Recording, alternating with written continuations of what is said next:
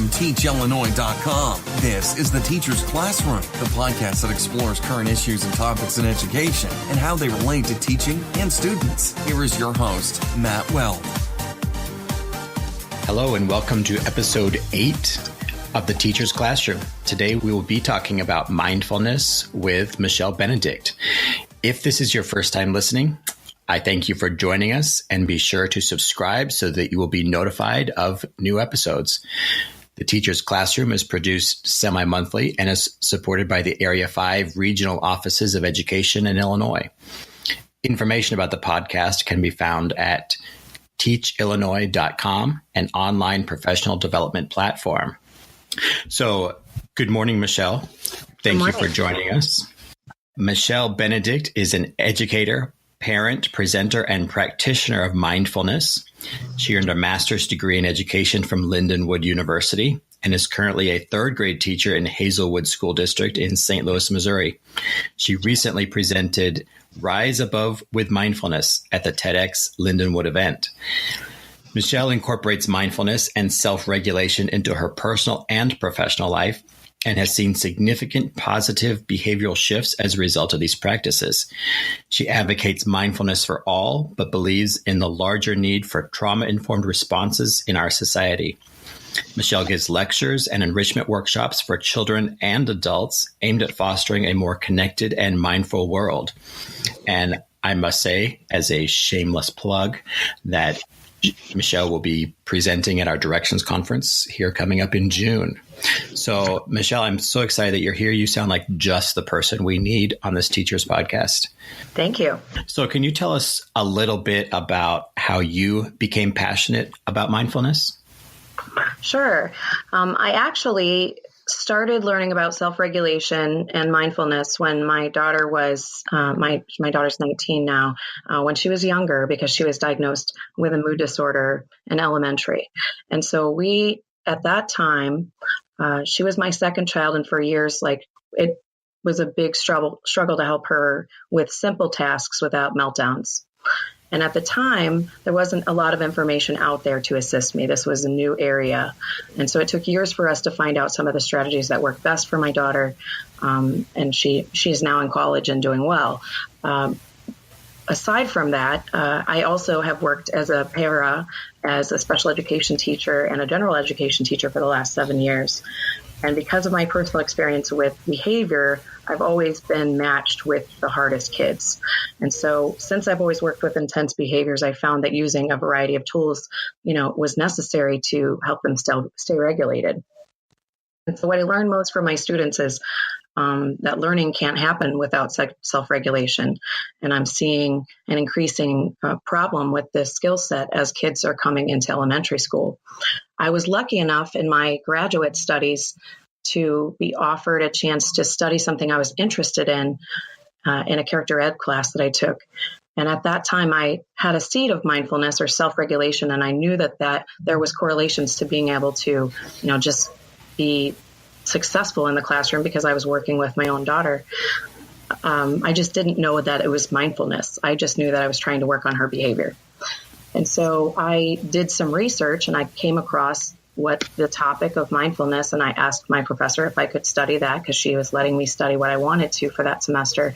And it sort of went from there. So once I found out all of the connections with brain science and all the studies that were just coming out, and I found places like Mindful Schools that were there to support people like me who wanted to bring this movement into schools, it just has blossomed in the last couple of years. And now I feel like that it's really a trend that is not a fad. It's something that we all need to feel more regulated, to be able to communicate with each other, to be able to solve problems together and collaborate, not just in schools, but in a larger societal view. I am a novice coming into this whole trauma-informed mindfulness, arena this year, and I've learned so much. I'm excited with all this that's coming to the forefront. I'm not sure how you guys are in Missouri, but I know in Illinois, there's a huge push this year toward trauma-informed, bringing mindfulness into the classroom, that kind of thing. So Yes, there's a law that was passed in Missouri, I believe it was last year or the year before, that doesn't give any funding to trauma-informed care. Of course not. It provided I know, I had to say that first, but it presented a model that it wants schools to move towards. So I'm hoping in the next few years, they also realize that is going to need a line item in the budget as well. Mm-hmm, absolutely.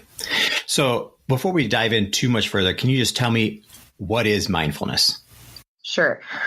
Mindfulness is the practice of cultivating intentional self-awareness of the present moment without judgment. And that's really wordy, but let me explain what that means. That's the best way to say it concisely. So what that means is you're someone who can be where you are when you're there. So if I'm eating, I'm eating. If I'm talking with a friend, I'm talking with a friend. When I'm driving, I'm driving. I don't try to make my brain split too many tasks at a time whenever it's possible for me to do so. Clearly, when I'm in the classroom, I do have to multitask because that's part of teaching. But I try to be very intentional with where my focus goes. And I try not to judge myself when my thoughts come in. So for example, if I'm starting to feel myself get frustrated, I notice that I'm feeling myself do that. And then I can decide from there where I'm going to go. But if you're not aware of that, then you're going to react versus respond. So when you're reacting, you're just whatever your brain automatically goes to. And when you give yourself that moment of pause, then you're able to respond in a different and more logical way. So coming from a tech background, my first thing was when you said you had to be in the moment. Mm-hmm. What does technology do? Like our phones? Well, exactly. That's actually a really big problem. We're finding that technology makes our brains speed up, and we're usually multitasking, especially if you've ever watched a teenager on a phone. They usually have several things that they're doing at the same time and not really fully attending to one thing. So when you do that, you're speeding up the processes of your brain, and you're actually causing your amygdala to have to process more information, which makes it become enlarged and more reactionary. So the more that we're speeding up the process, the more information that we're forcing our brain to process at once, we're actually stressing out our brain without even thinking about it. And that can just cause you to have more behaviors that are reactionary versus responsive. And the amygdala is the lizard part of the brain. Yeah, the amygdala is in charge of your fight, flight, or freeze response. So every input that comes into your body through your senses, your amygdala's job is to process that and say, am I okay? Am I okay? In the moment, it does it in milliseconds. Is everything okay? Is there a problem? Do I need to be afraid? Am I okay? And it does that for a very particular reason. So it does it because we were built to survive. And so that's what that's for. And unfortunately in our society, we don't run from bears anymore, but because we have created a society that has a lot of stress, we still feel that, and we still react to small things now in sometimes large ways. And so if stressful events or multitasking actually can physically enlarge the amygdala, right? Is that what you're saying? Yes. Mm-hmm. Are there behaviors such as mindfulness that can physically shrink it back down, or once it's enlarged, It's done? No, that's the wonderful thing that we've learned in brain science since in the last 15, 20 years. There's been a lot of wonderful information about how our brains are moldable. So there's this great idea and concept called neuroplasticity. And what that means is that your brain is always changing and developing a little bit. Now, you do have great spurts of growth at certain ages, and they happens all before 25, but you can still mold your brain at 60 because it's about what physical things you're doing to help your brain process better. So for example, extra oxygen to your brain and slow, deep breathing has shown over time to reduce the size of the amygdala, to increase the gray matter in your brain, and just then your brain kind of works more with the prefrontal cortex, which is what's in charge of the logical decisions in your brain. So the more that that's in charge and the less the amygdala is in charge, the more you're going to give yourself that pause and ability to make more regulated choices. Okay. All right. So this is just me maybe not knowing fully, but the district I was in had a lot of intentional instruction going on with executive functioning. Yeah. So how is that all tied in with this? Well, it's very much tied in, and that's why I feel so strongly about this movement coming to schools, because we are seeing so many attention deficits in students, and mindfulness has such a huge impact. That and there's some other things. I would love to see more diet, looking at that whole child, going back to what you said earlier. If we looked at some more components, not just one part of things, we might see more correlation with things like diet and not getting enough playtime and those kinds of things. And if we worked on those things, that might help too. But mindfulness and having self-awareness and breathing practices is scientifically shown to help you focus better. And so if we worked on that with students before as an intervention, before we would go to even considering medication for small children, because we know there's lots of studies out there about how that could impede their brain development, how it changes how their brain's developing. And there's other side effects that some kids feel. So it would be nice if we thought about trying these ways that aren't chemical based before we try the things that we're not so sure about with medication. Absolutely. So it sounds like there has been a lot of brain science studies, repeatable studies that have been done in the literature to show that mindfulness is effective. Yes.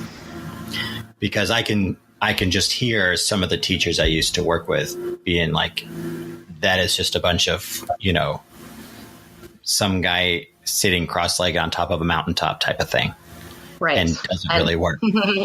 That's what people think. They assume it's Buddhist, that it's a religious practice, or it has to be, and that it's a hippie practice that you would do. But now that we have all this brain science that goes with it, and understanding that you don't even have to be someone who sits for 30 minutes on a pillow on a mountaintop, that being mindful is part of just single tasking and being aware and not judging yourself and just having that regular practice that's intentional of being aware, that it does the same changes as someone who sits on a pillow on a mountaintop.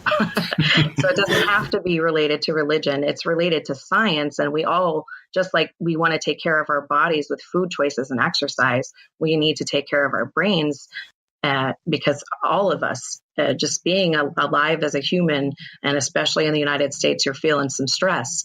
And so it's important that we take care of our brain the way we take care of the rest of our body. This all sounds great. So if I'm now a convert and I say, okay, I'm going to become mindful, what do I need? What do I need to do? Well, how I tell most people that they need to start with a breathing practice is a good place to start. And it doesn't have to be, sitting cross-legged with an Om.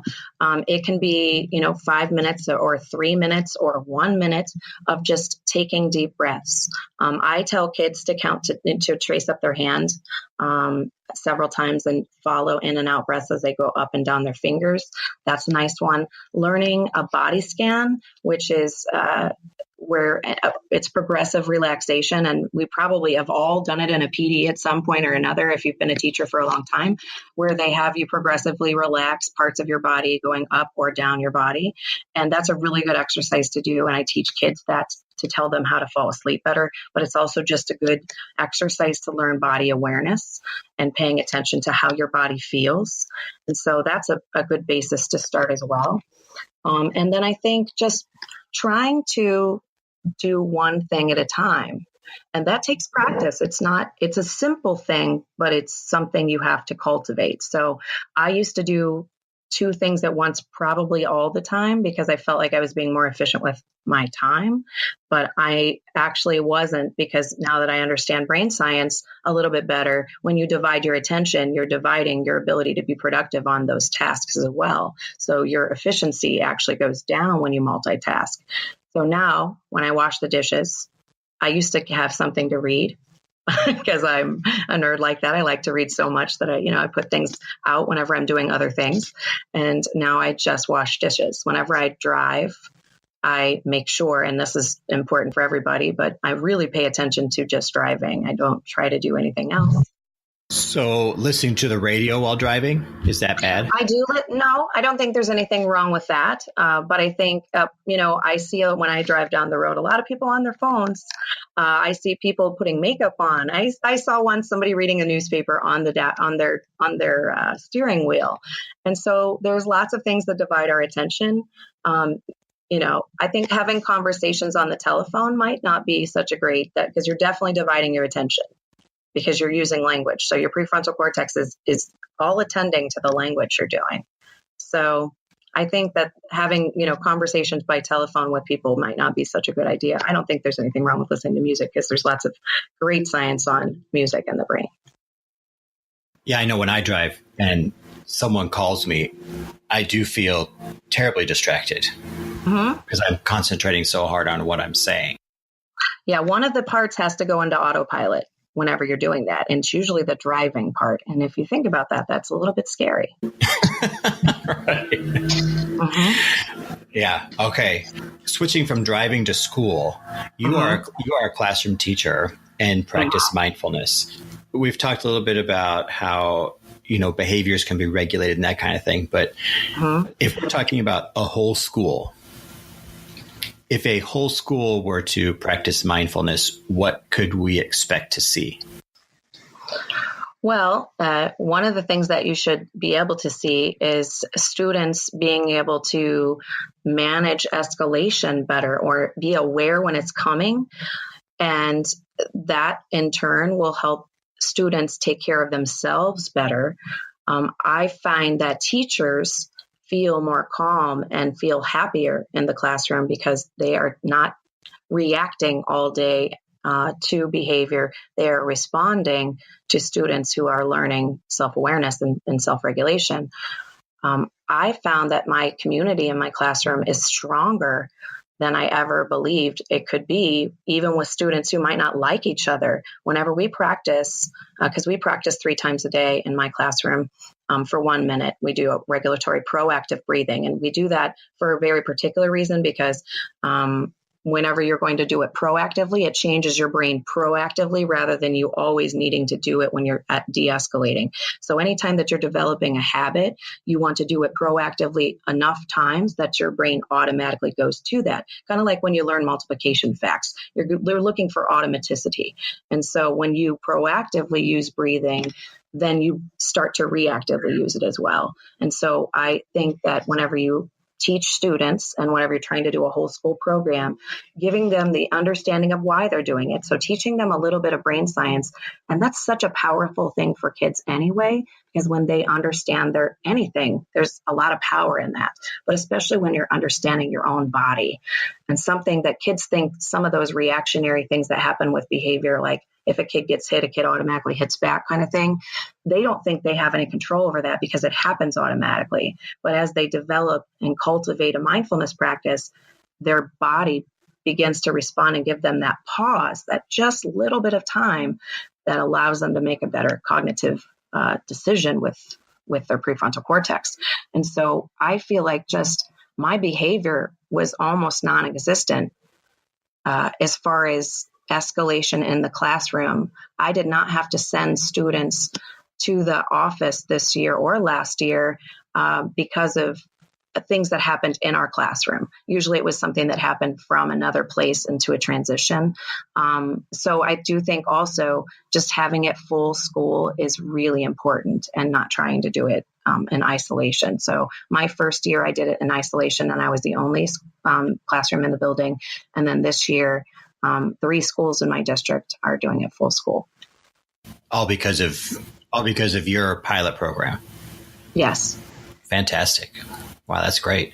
So take us through a day in your classroom. You say Sure. you practice mindfulness 3 times.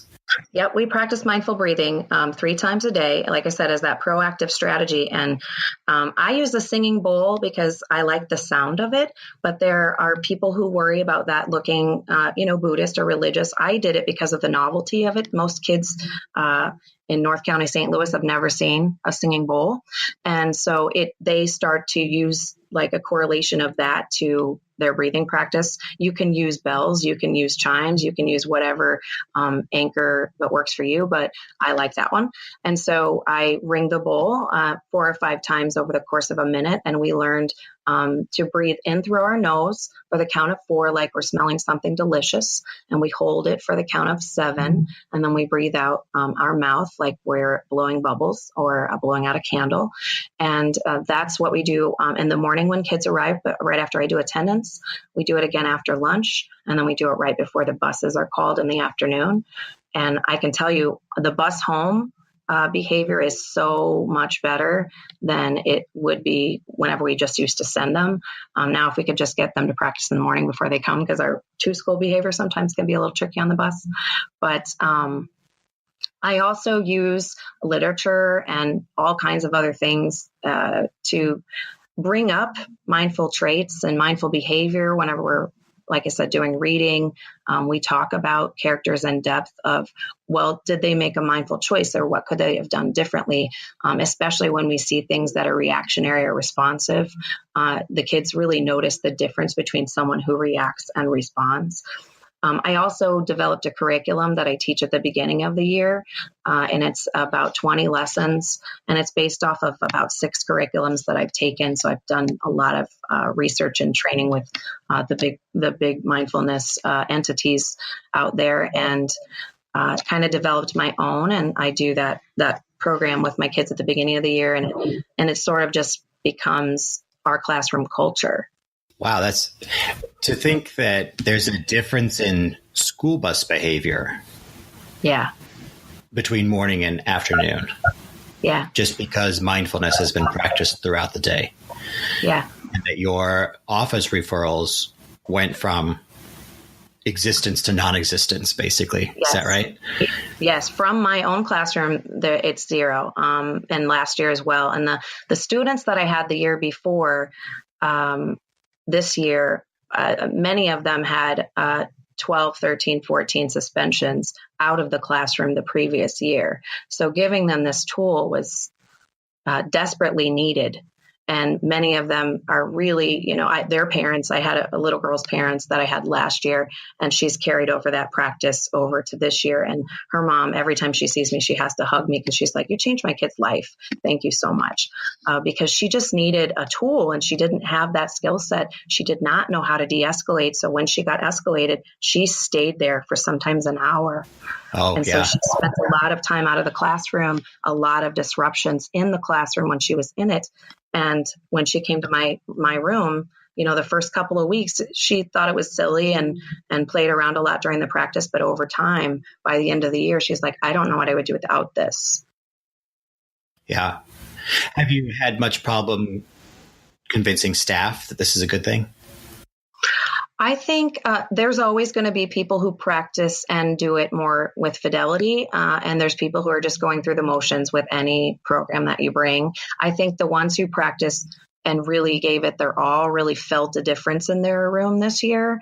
I had a few people that, definitely said, well, that didn't work. And I, would kind of probe a little bit. And it was mostly because they didn't do it every day. Mm-hmm. And that's the thing about, if you want that transformative change with the brain, is that it has to be practiced minimally for 6 weeks and about 3 times a day for you to start seeing a shift in that student's behavior. So it's just like any other intervention. It's not a one and done. And it's something that you have to practice. There's never a time where you stop.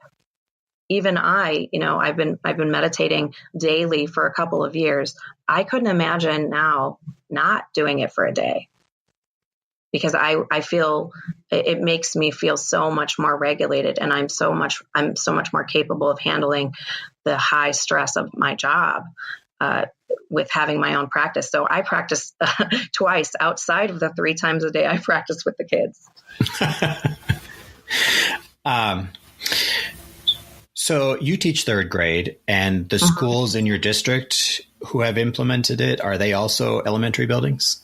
Yes, there's 3 K-5 buildings. So next year, I'm working with a program, hopefully with the admin building to expand that to other schools. I would really like to see more of that happening in the middle and high school level, specifically middle and high school, because they're having such rapid brain growth, hormonal changes, mood shifts, and they're confused about a lot of things. There's a lot of growth and there's a lot of things they're dealing with pressure wise. I know because I have my own college age and teenage age children of my own right now. And right now finals are happening and my daughter's sort of freaking out, but she thankfully has a practice that she knows she can fall back on when she starts feeling overwhelmed. And she knows that when she doesn't practice, she feels differently. So if she forgets to, that's her mom can remind her. But I think that in the high school level, we're seeing some scary things. I mean, there's so many shootings happening, and kids are wanting things to be different. They're asking for different, and so this is what we could provide them. Yeah. Why do you think? I mean, it seems to me, and you would know better than I, it seems to me that this is happening. The shift toward mindfulness is happening in education. I mean, in elementary schools rather than high schools. Is that true? I think it's starting to come more to middle and high school. I think that it's starting. I think the initial thought was starting it with the younger children because of that huge rapid development that they're doing, and because we're setting the stage for habits for life. And so I think many people thought, well, this is like the prime target because then we can have it for longevity. But I think that's a great proactive strategy, but I think we still need to address those high risk populations. And since there's so many things that adolescents face right now that I never faced when I was a teenager, that we need to give them a skill set to deal with that. I mean, we have, teenage suicide and things like cutting and just students who are looking for some sort of strategy to let those emotions out in a healthy way.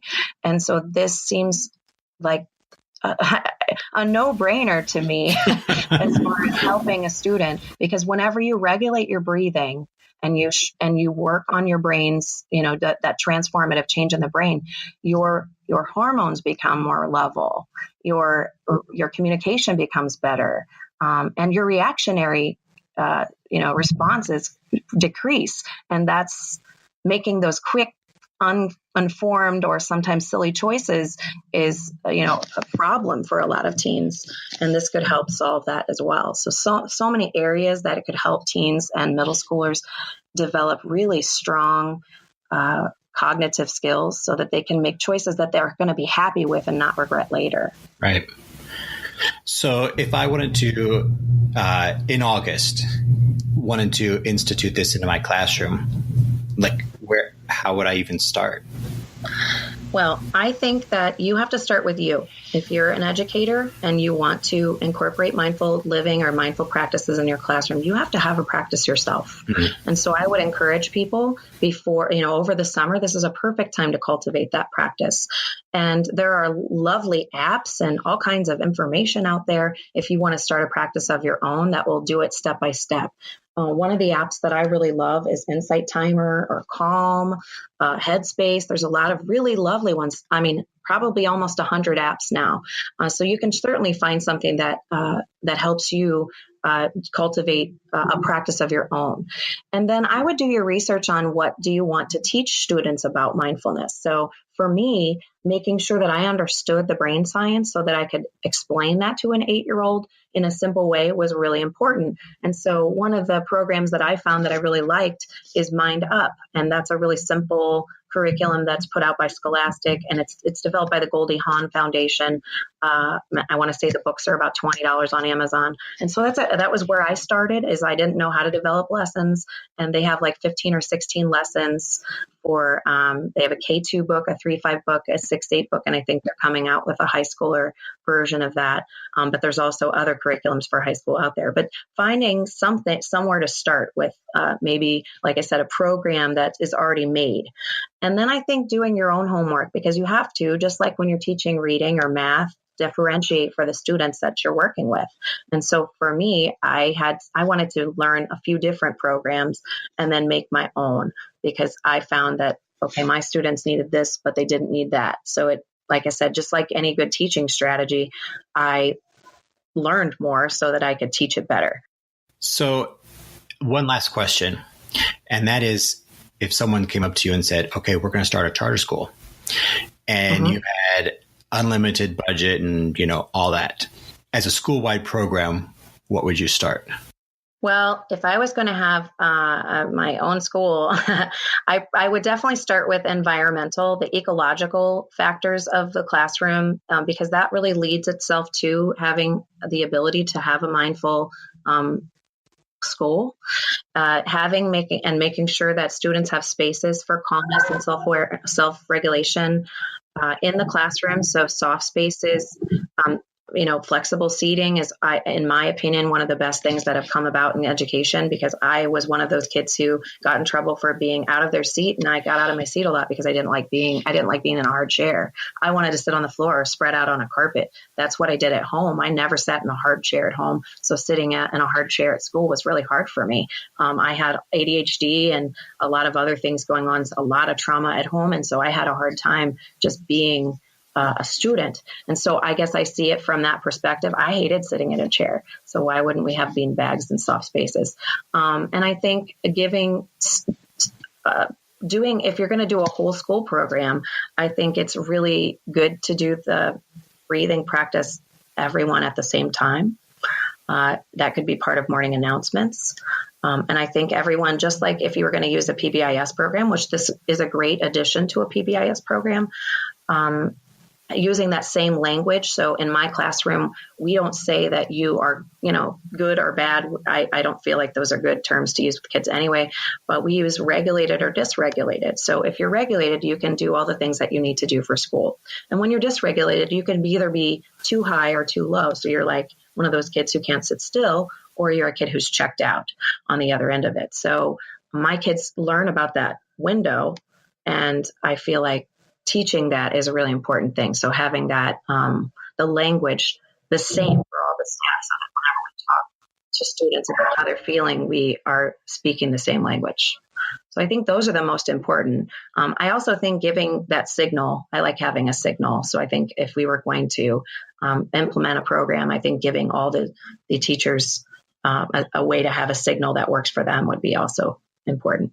But other than that, you don't need a lot of equipment. Yeah. And it sounds like such a powerful practice as well, that it sounds like, this is something that all schools should look into. And because as someone who's dealt with discipline a lot, it sounds like all the kids that I can think of that were sent to my office could probably all benefit from this practice.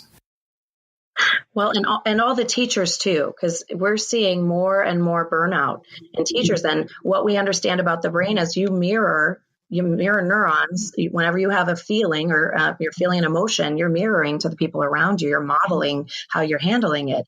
And so it's, just as important for the kids to be self-regulated and mindful as it is then for the teachers, so that we can have them able to do what they need to do as well. So that's why I advocate mindfulness for all, not just schools, but businesses, people in general. We're all humans. We all have a brain. If you have a brain and you're a human, you need mindfulness.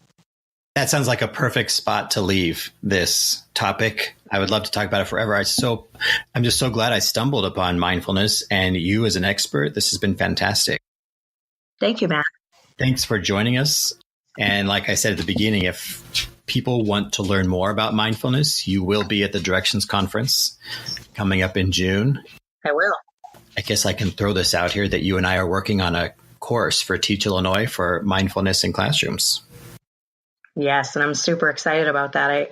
I want to bring this to teachers before they even get in the classroom, if that's possible. Yes. Yeah. If we could get this at Lindenwood or something like that for all the pre-service teachers, wouldn't that be great? Yes. It would have changed the way I walked into the door of teaching, because that's the problem is a lot of kids are graduating and they come into the classroom and then they're like, whoa, this isn't what I thought it was going to be. And because they weren't expecting the level of behavior in a lot of kids. And You have to give them a tool. Right. Yeah. I think one of the biggest things for me too, I came from a very structured house with no trauma. And so coming into a classroom was slightly traumatic. I believe that. Yes.